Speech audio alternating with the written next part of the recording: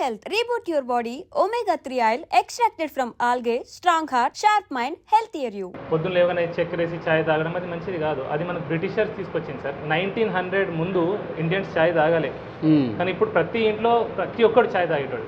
So అది కూడా చక్కెర వేసుకొని పాలు కలుపుకొని మసాలా టీ అది డేంజరస్. ఓకే. పొద్దున్న లేవగానే కార్బోహైడ్రేట్ రిచ్ బ్రేక్ఫాస్ట్ చేయొద్దు. మనం ఏంటి ఇంత అన్నము లేదంటే ఇడ్లీ దోశ అన్నిట్లో కార్బోహైడ్రేట్సే. ఓకే. ప్రోటీన్ అనేది లేదు. సో ఫస్ట్ మీల్ ఏదైతే ఉంటుందో అది ప్రోటీన్ ఉంటే చాలా మంచిది.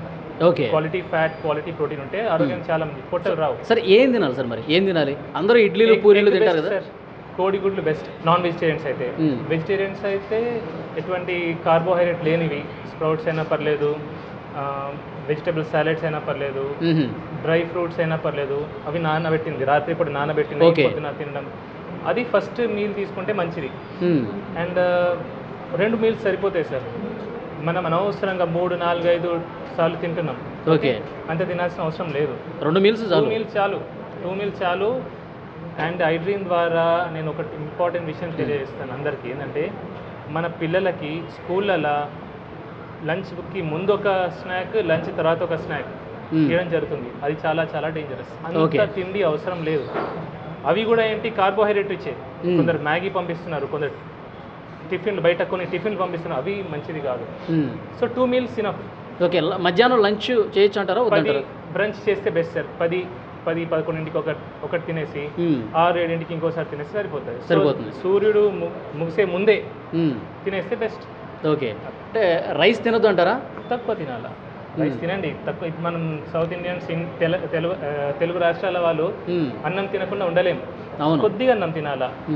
దాంట్లో ప్రోటీన్ ఉండాలా. ప్రోటీన్ అంటే నాన్ వెజిటేరియన్స్ అయితే మటన్, చికెన్, ఫిష్, ఎగ్ లాంటిది. కొంచెం ఫైబర్ కలుపుకోవచ్చు, కొన్ని సాలెడ్స్ కలుపుకోవచ్చు. వెజిటేరియన్స్ కూడా వాళ్ళు కూరగాయలు ఎక్కువ తినాలా, పప్పు తినాలా, పెరుగు తింటే చాలా మంచిది. అందరూ పర్టికులర్లీ వెజిటేరియన్స్ పెరుగు ఖచ్చితంగా తినాలా. Okay. Very very very important sir. ఇది అందరు మిస్ అవుతారు. ఎందుకంటే పాలు పెరుగులోనే మన వెజిటేరియన్స్కి దొరికే vitamin B12. Okay. Otherwise sufficient vitamin B12 అందరు అఫోర్డ్ చేయలేరు. కొన్ని సీడ్స్ అంటారు, ఫ్రూట్స్ డ్రై సీడ్స్ అంటారు, కానీ అవి అందరు తినలేరు. పెరుగు సింపుల్ అండ్ ఈజీగా దొరుకుతుంది. సామాన్య ప్రజలు కూడా అది కొనుక్కోవచ్చు. అవును. బట్ ఓవరాల్గా నేను ఒకటి ఏం చెప్తాను సార్, వెజిటేరియన్స్ మాత్రం వైటమిన్ B12 సప్లిమెంట్ తీసుకుంటేనే మంచిది. ఒక గోళీ బెటర్. వెజిటేరియన్స్. నాన్ వెజిటేరియన్ తప్పకుండా చికెన్, మటన్లు తినాలి బాగా. తింటే తప్పేం లేదు సార్. ఇప్పుడు మనం తిన్నాం కదా. అంటే నాన్ వెజిటేరియన్తోనే ఎక్కువగా కొలెస్ట్రాల్ వచ్చేస్తుంది, అనారోగ్యం పాలు నాన్ వెజిటేరియన్ ఎక్కువ ఉంది అని చెప్పి ఒక ప్రచారం ఉంది కదా సార్. కొలెస్ట్రాల్ అనేది మన డైటరీ, మనమైతే కొలెస్ట్రాల్ తింటామో దాంతో రక్తంలో పెద్దగా కొలెస్ట్రాల్ పెరగదు. యాక్చువల్లీ జెనెటిక్ డిఫార్మిటీ ఉంటే అది కొందరికి ఒకరికి ఉంటుంది, కానీ మ్యాక్సిమం జనాలకి తినే కొలెస్ట్రాల్తో బ్లడ్లో కొలెస్ట్రాల్ పెరగదు. ఓకే. ఓన్లీ 10%, 15% పెరుగుతుంది. సో కొలెస్ట్రాల్ దేంతో పెరుగుతుంది? మనం లివర్ తయారు చేసేది కొలెస్ట్రాల్. ఓకే. ఎప్పుడైతే బాడీకి అవసరం పడుతుందో, ఇప్పుడు ప్రతి హార్మోన్కి కొలెస్ట్రాల్ అవసరం. ఒక్కొక్క సెల్ మెంబ్రేన్ ఉంటుంది, అది తయారు కావడానికి కొలెస్ట్రాల్ అవసరం. ఓకే. సో అందుకే కొలెస్ట్రాల్ చాలా ముఖ్యం. కొలెస్ట్రాల్ మన కొలెస్ట్రాల్ రాదు అంటారు సార్. కొలెస్ట్రాల్ తింటే కొలెస్ట్రాల్ రాదు. ఇంకా సాచురేటెడ్ ఫ్యాట్తో కొన్ని కొలెస్ట్రాల్ వస్తుందని చెప్తారు. LDL కొలెస్ట్రాల్ పెరుగుతుంది అంటారు, కానీ LDL కొలెస్ట్రాల్ కూడా 2 రకాలు, లార్జ్ బాయింట్, స్మాల్ డెన్స్ అని. ఫ్యాట్ తింటే పెరిగేది మ్యాక్సిమంగా లార్జ్ బాయింట్ ఎక్కువ పెరుగుతుంది. స్మాల్ డెన్స్ పెరిగేది అది కార్బోహైడ్రేట్స్ ఎక్కువ తీసుకుంటే, షుగర్ ఎక్కువ తీసుకుంటే, చక్కెర, అప్పుడు స్మాల్ డెన్స్ పెరుగుతుంది. అందుకే చక్కెర ఎక్కువ వాడితే హార్ట్ అటాక్ వచ్చే. ఓకే. చాలా మందిలో ఒక డౌట్ ఉంది సార్, మీరు గత వీడియోలో కూడా చెప్పారు, నెయ్యి తినడం మంచిదా కాదా? పెద్ద డాక్టర్లు కూడా నెయ్యి అసలు తినకండి, చాలా లిటిల్ బిట్గా తీసుకోండి ఒకవేళ తీసుకునేదంటే అని చెప్తాను. సరే, ఇన్ మోడరేషన్ నెయ్యి చాలా మంచిది. ఎసెన్షియల్ ఫ్యాటీ యాసిడ్స్ ఉంటాయి, అవి నెయ్యిలో ఉంటాయి.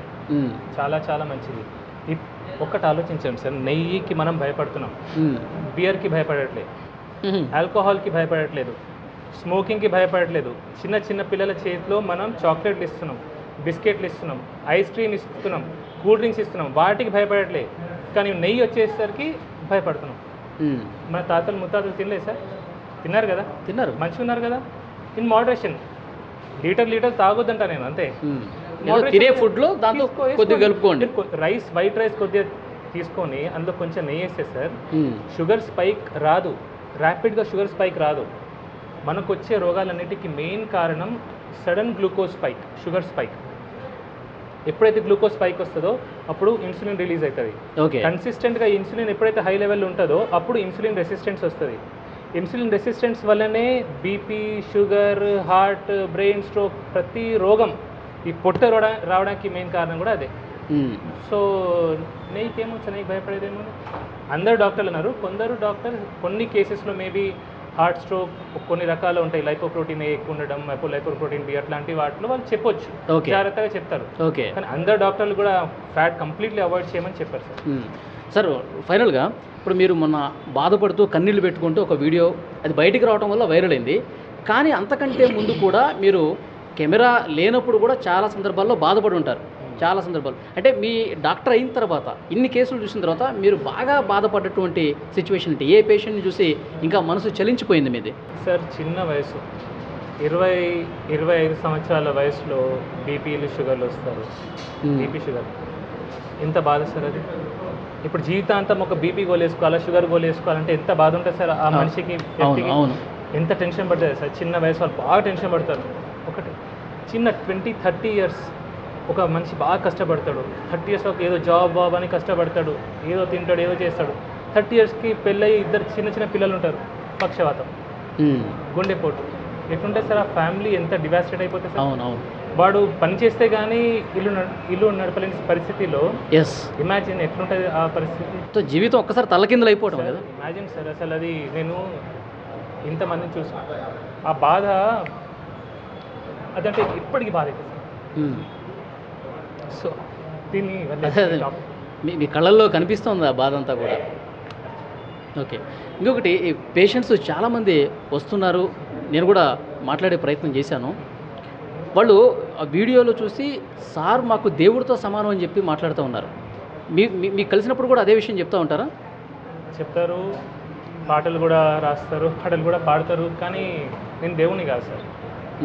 అసలు నేను దేవుని ఎట్లయితే జస్ట్ చాలా దూరం నుంచి వచ్చాను సార్, సుదూర ప్రాంతం నుంచి మీ దగ్గరికి మిమ్మల్ని కలవటానికే వచ్చానని చెప్పి చెప్తున్నారు కదా. అట్లా అన్నప్పుడు మీకు ఏమనిపిస్తుంది? బాధ అవుతుంది.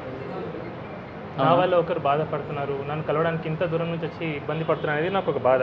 అట్లా చాలా బాధ అనిపిస్తుంది. చాలా ఇంతమంది చూస్తే నాకు చాలా బాధ అవుతుంది. ఉండదు సార్, అసలు ఎందుకు రావాలి సార్ అని. ఇంకా బాధ కాదు, కోపం కూడా వస్తుంది అప్పుడు. నేను చెప్తూనే ఉంటాను. చాలామంది అంటారు, సార్ ఇట్లా మీరు ఏడ్చి చూసి నేను బాగా ఫీల్ అయిపోయి, నేను మిమ్మల్ని ఫాలో అవుతున్నా, మీ అన్ని వీడియోస్ చూస్తా. ఒకటే అడుగుతా, నువ్వు ఏ నూనె వాడుతున్నావు అంట. నవ్వుతారు, సార్ రిఫైండ్ ఆయిల్ అంటారు, ప్యాకెట్ నూనె అంటారు. మళ్ళీ అది బాధ నాకు. చక్కెర వాడడం మానేసావా, ప్రతి మీల్లో కొంచెం ప్రోటీన్ తీసుకుంటున్నావా. సో నేను చెప్పేది ఆచరించకపోతే నన్ను ఇంత ప్రేమించిన ఏం లాభం సార్. ప్రేమ ఎప్పుడు కనిపిస్తుంది సార్? ఇప్పుడు ఒక మనిషి నేను ప్రేమించిన అంటే దాని మీనింగ్ ఏంటి? ఆ మనిషి చెప్పేది వినాలా, ఆచరించాలా. ఆచరణలో పెట్టకుండా జస్ట్ మిమ్మల్ని అభిమానిస్తా, నేను ప్రేమిస్తా. చాలామంది సార్ ఇప్పుడు నన్ను ఫాలో చేస్తాను, చాలామంది ఫాలో అవుతున్నారు, చాలామంది పెరిగారు. కానీ ఏం లాభం సార్ అది? అసలు చెప్పింది విననప్పుడు ఏం లాభం అంటారు? అంతే కదా సార్. ఓకే. ఎందుకంటే ఇది నన్ను ఫాలోవర్స్ పెరుగుతారనే ఉద్దేశంతో నేను చెప్పిన మాటలు కాదు. నేను గత 5-6 సంవత్సరాల నుంచి మొత్తుకుంటూనే ఉన్నా. నేను నా ప్రీవియస్ వీడియోస్ అన్ని చూస్తే చెప్పి నేను అలసిపోయి బాధ అనుకుంటూ వచ్చింది మీకు. చాలా మందిలో ఒక డౌట్ ఉంది సార్, విక్రాంత్ సింగ్ ఠాకూర్ ఆయన ఏంటి నార్త్ ఇండియనా అని ఒక డౌట్ వస్తూ ఉంది చాలామందికి. చాలామంది కామెంట్లు కూడా పెడతా ఉన్నారు. ఏమంటారు? ఇక్కడేనా పుట్టి పెరిగింది? 4 ఫాదర్స్ నార్త్ ఉండే సార్. అది అంత ఎగ్జాక్ట్లీ బ్యాక్గ్రౌండ్ నాకు తెలియదు. మా మదర్ టంగ్ హిందీ. ఓకే. కానీ నాకు తెలుగు అంటే ప్రేమ. బా సూపర్. సో అంటే తెలుగు వాళ్ళు ఇబ్బంది పడుతుంటే అసలు చూడలేకపోతున్నారు మీరు. అండ్ కష్టపడి తెలుగు నేర్చుకున్నా సార్. అంటే నేను మాట్లాడే తీరు కూడా వీలైనంత వరకు నేను తెలుగులోనే మాట్లాడతా. నాకు హిందీ ఇంకా పర్ఫెక్ట్గా వస్తుంది. ఇంగ్లీష్ చాలా బాగా వచ్చు. చాలా మంది అడుగుతారు, సార్ తెలుగులో ఇంగ్లీష్లో వీడియోస్ పెట్టండి, హిందీలో మాట్లాడండి. కానీ ఐ లవ్ తెలుగు. సో ఆ తెలుగు మీద ప్రేమ వల్ల నేను తెలుగులో. మీరు ఎక్కడ పుట్టి పెరిగింది ఎక్కడ సార్? పుట్టింది Karimnagar civil hospital sir. Okay. కానీ స్టార్టింగ్ ఇయర్స్లో నేను నార్త్ ఇండియాలో ఉండే సార్. ఓకే. 5th క్లాస్ వరకు నార్త్లో ఉన్నాను. 5th 6th క్లాస్లో మళ్ళీ కరీంనగర్ రావడం జరిగింది. సో వచ్చిన తర్వాత ఇక్కడే చదువులన్నీ అలా జరిగింది. ఓకే. సో ఫైనల్గా టైమ్ న్యూరో కేర్ హాస్పిటల్, చాలామంది ఈ టైం అనే పేరుని ఎడ్యుకేషన్ ఇన్స్టిట్యూషన్స్కి ఎక్కువగా పెడుతూ ఉంటారు. టైం న్యూస్ మీడియా కావచ్చు, ఎడ్యుకేషన్ సంస్థలకి టైం అని పెడుతూ ఉంటారు. మీరు స్పెసిఫిక్గా టైం అని పెట్టడానికి ఏదైనా రీజన్ ఉందా మీ హాస్పిటల్కి? చేయడం కోసమే సార్. ప్రజల్ని ఎడ్యుకేట్ చేయడం కోసమే.